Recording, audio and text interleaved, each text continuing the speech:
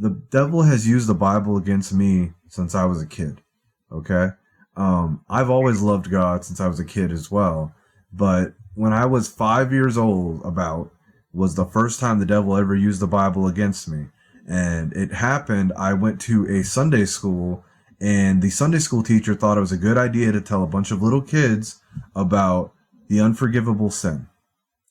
And I just, for some reason, I thought it in my head, something like that, and I had convinced myself that I had committed the unforgivable sin. And I was inconsolable. And my mom had to work so hard to convince me that I hadn't done it. Like, I couldn't sleep at night. Like, it was bad. And that was the first experience I had with that. And, after that, I lived kind of just a normal life. I went to a Baptist church where they said, once saved, always saved. Believe this verse and you're saved.